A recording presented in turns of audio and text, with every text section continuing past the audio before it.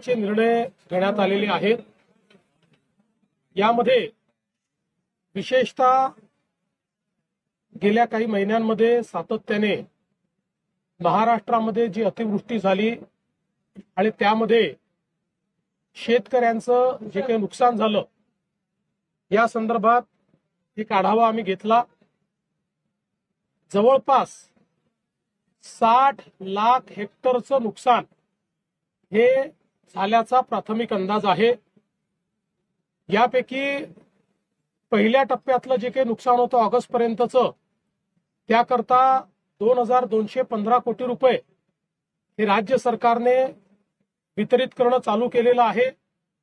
E केवायसीचे जे काही अट होती ती शिथिल करून ॲग्रीस्टॅकच्या रेकॉर्ड प्रमाणेच हे पैसे देण्याचा आम्ही निर्णय घेतलेला आहे आणि त्या संदर्भातली कारवाई आम्ही सुरू केलेली आहे।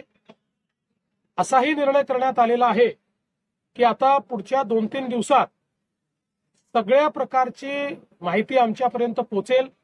काही ठिकाणी पाणी असल्यामुळे योग्य प्रकारचं असेसमेंट घेता येत नव्हतं आणि म्हणून त्यांना अधिकचा वेळ आपण दिलाय। पुढच्या 2-3 दिवसात ही सगळी माहिती पोहोचेल।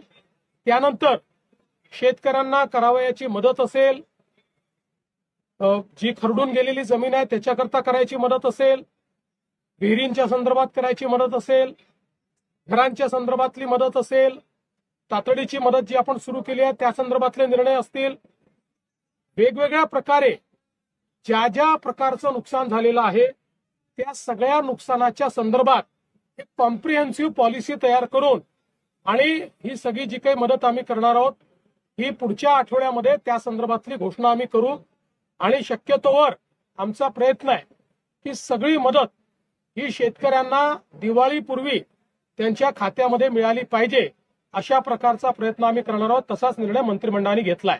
दुसरं मंत्रिमंडळाने हाही निर्णय घेतलेला आहे, सातत्याने ओला दुष्काळाची मागणी होत असते पण मॅन्युअलमध्ये ओला दुष्काळ कुठेही नाही, आजपर्यंत कधी ओला दुष्काळ जाहीर झालेला नाही। तथापि आम्ही हा निर्णय घेतला की ज्यावेळी दुष्काळ पडतो त्यावेळी ज्या ज्या उपाययोजना आणि सवलती आपण देतो त्या सगळ्या सवलती आता यालाही म्हणजे दुष्काळ तर त्याला टंचाई म्हणतो आपण, तशाच प्रकारची दुष्काळी टंचाई पडली आहे असं समजून त्या सगळ्या सवलती याही वेळी लागू करण्याचा निर्णय हा राज्याच्या मंत्रिमंडळाने घेतलेला आहे। त्यामुळे जी काही मागणी होती की त्यावेळच्या सवलती लागू झाल्या पाहिजेत किंवा ओला दुष्काळ जाहीर करायचा अर्थच तो असतो की त्या सवलती लागू करा, तशा सगळ्या सवलती या लागू करण्याचा निर्णय हा राज्याच्या मंत्रिमंडळाने घेतलेला आहे। मी आज यापेक्षा अधिक सांगणार नाही कारण आता ही सगळी नुकसानाची आकडेवारी जमा होते, ती पूर्ण जमा पुढच्या 2-3-4 दिवसात होईल आणि जसं मी सांगितलं लवकरात लवकर पण कुठल्याही परिस्थितीत पुढच्या आठवड्याच्या आत आपल्याला या संदर्भातली जी काही मी शिंदेसाहेब आणि अजितदादा आम्ही बसून या संदर्भातला निर्णय घेणार आहोत आणि त्या संदर्भातली घोषणा आम्ही करू। आज राज्याच्या मंत्रिमंडळाने आज अजून काही महत्वपूर्ण या ठिकाणी निर्णय केलेले आहेत ज्याच्यामध्ये राज्याची एक सर्वंकष कॅन्सर सेवा policy, comprehensive cancer care policy ही आपण तयार केलेली आहे। या कॅन्सर केअर पॉलिसीच्या माध्यमातून राज्यातल्या सगळ्या जिल्ह्यांना कॅन्सरचा उपचार हा उपलब्ध राहिला पाहिजे अशा प्रकारची याची रचना करण्यात आलेली आहे। याच्यामध्ये L1 apex centre, L2 centre आणि L3 सेंटर याचं जाळं आपण तयार करतो आहोत जेणेकरून कोणालाही कॅन्सर सारख्या या बिमारीची ट्रीटमेंट मिळण्याकरता त्यांच्या जिल्ह्यामध्येच जवळपास महत्वाच्या गोष्टी उपलब्ध असतील। काहींना काही गोष्टींकरता L2 सेंटरला काही ठिकाणी जावं लागेल पण याच्यामुळे खूप मोठ्या प्रमाणात कॅन्सर याचा जे काही रोगनिदान आणि त्याच्यावर उपचार आहेत त्याची सुलभता आणि त्याची कॉस्ट कमी करणं हा याच्या पाठीमागचा उद्देश आहे। हे देखील राज्याच्या वतीने आम्ही करणार आहोत। आज राज्याने आपली GCC पॉलिसी ही देखील या ठिकाणी मान्य केलेली आहे। GCC म्हणजे ग्लोबल कॉम्पिटिटिव्ह सेंटर। या जीसीसी मध्ये आपल्याला त्या ठिकाणी मोठ्या प्रमाणात गुंतवणूक येणार आहे आणि ही जी काही गुंतवणूक येणार आहे ती गुंतवणूक महाराष्ट्रामध्ये आपण कॅप्चर करायची ग्लोबल कॅपॅबिलिटी सेंटरमध्ये, अशा प्रकारचा आपला प्रयत्न आहे. हे ग्लोबल कॅपॅबिलिटी सेंटर मोठ्या प्रमाणात रोजगार देणारे सेंटर आहेत. ज्या प्रकारे मागच्या काळामध्ये बीपीओनी आपल्याला खूप मोठ्या प्रमाणात रोजगार दिला, तसंच आता हे ग्लोबल कॅपॅबिलिटी सेंटर्स जीसीसी रोजगार देणारे आहेत. एक अपेक्षा अशी आहे की पुढच्या काळामध्ये आपल्या देशामध्ये जगातनं 5,000 जीसीसी येणार आहेत आणि हा सगळा जो जीसीसीचा रिव्होल्युशन आहे हा महाराष्ट्रात कॅप्चर करण्याकरता ही पॉलिसी आपण तयार केली आहे.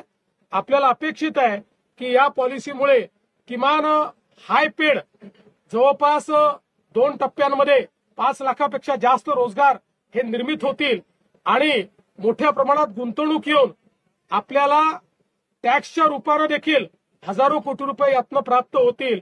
आणि म्हणून अशा प्रकारची कॉम्प्रिहेन्सिव्ह पॉलिसी तयार करणारं महाराष्ट्र हे पहिलं राज्य.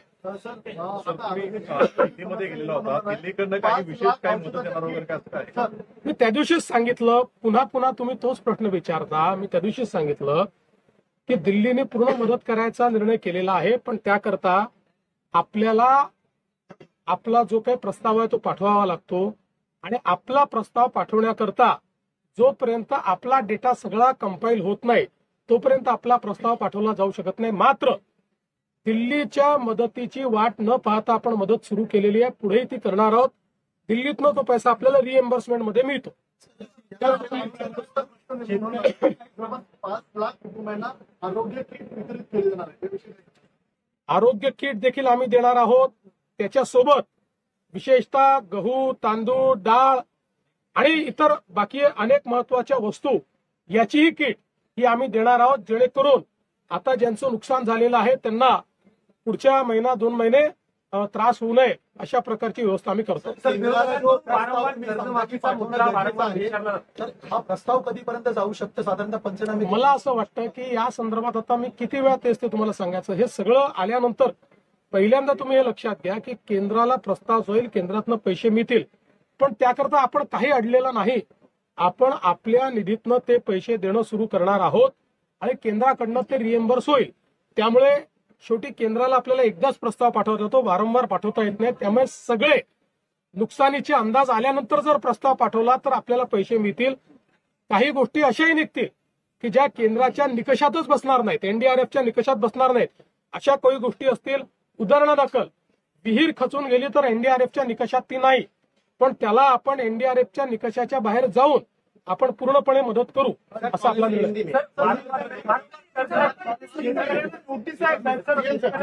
एकाच जिल्ह्यामध्ये अशा प्रकारे नोटीसच्या संदर्भात त्या ठिकाणी, आणि त्याही नोटिसेस जुन्या आहेत, त्या नोटिसेसचं आमच्या निदर्शनास आलंय. तिथे बँकांना सांगितलंय, सगळीकडे बँकांना अतिशय स्पष्ट निर्देश दिलेले आहेत, कुठेही वसुली आम्ही करू देणार नाही.